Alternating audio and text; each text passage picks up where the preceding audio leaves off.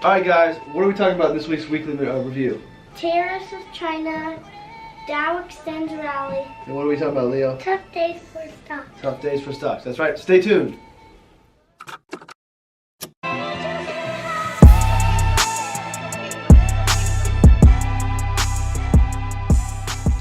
Welcome to your weekend review and weekly mixtape on All About Your Benjamins. I'm Justin Castelli, the CEO of RLS Wealth Management. I've got Roman and Leo with me as well, coming to you live after Leo's game this morning. Leo, how'd it go? Good. Good. Did we win or lose? Win. How did you play? Good. All right. He played so good. He broke a kid's ankles and made the shot. Okay, let's get to the week's news and headlines that may or may not be impacting your financial plan and investments. The first one is what, Roman? Tariffs with China. Tariffs in China. So this has been a recurring theme. I bring this up this week only because there's been some language coming from the White House that they might be lightening up on the talks on tariffs. So not necessarily getting rid of them. Actually, they did not say anything about getting rid of them, but they may not be increasing them going forward. So that is positive from what I've read and what I've heard. It's the most constructive that the president has been in a while in this area. I would also just say I'd be cautious to put too much excitement behind it, only because we've heard a lot of headlines from China and tariffs moving things back and forth in the market in the very, very short term. So positive news coming out. We'll see if it continues to go that way and if anything actually happens, and if in fact we do not raise any more tariffs, and we'll see how this progresses. But that was one thing that came on, and that led into our second one, which was what, Roman? Dow extends rally. So with some earnings coming out this week and the conversation about China, the stock market made its 9th consecutive week of ending the week up. So the year's off to a great start. Again, I mentioned this maybe 2 weeks ago, thinking back to November and December, the headlines and the doom and gloom that was out there. And if I would have asked you then where we would be 9 weeks into the year, I don't think you would have said we would have been up 9 consecutive weeks. So what does that tell us about our planning and investments? Do you have any guesses? No. Nope. Do you have any guesses? Wait, what are we talking about? Exactly. I didn't think they'd have any guesses. So that should tell you to not make short-term decisions. Don't react to the markets. Keep your emotions in check.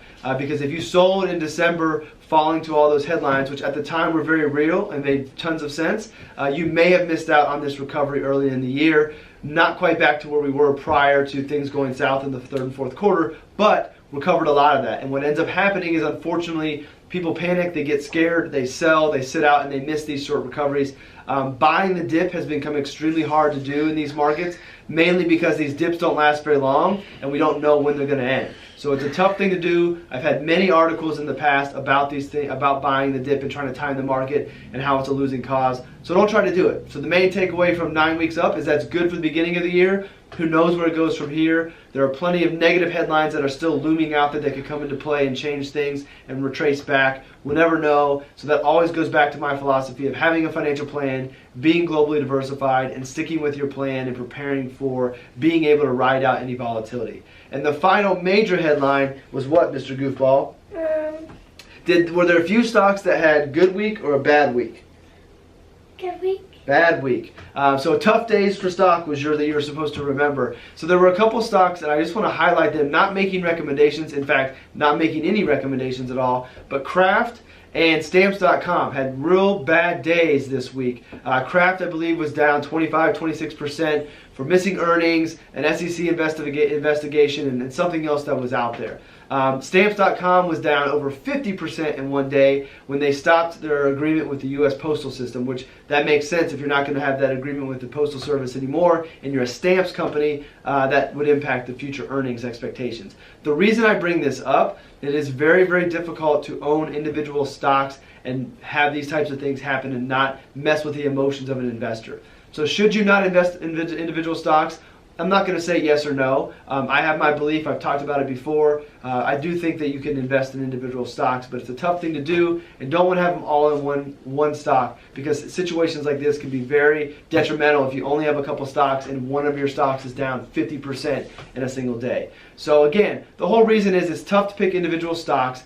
If you're building a long-term investment plan, it's probably better to go more of the diversified route for most investors. Not all, but for most, and avoid these one-offs with these individual stocks that get slammed, and who knows how they recover.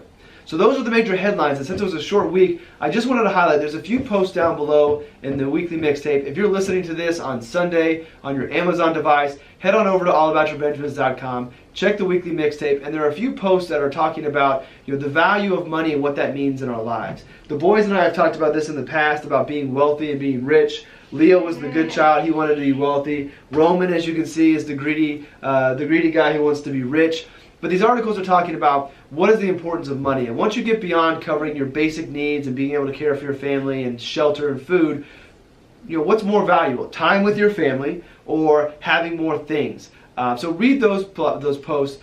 And I'd encourage you that since we don't have a lot to think about in the news aspect, think about that internally. And are there things that you would want to change in your life and in your financial plan to allow you to have more time with your family, friends, doing things that you care about, rather than allocating dollars towards things that may not matter? So just some food for thought since we have a light week on the news.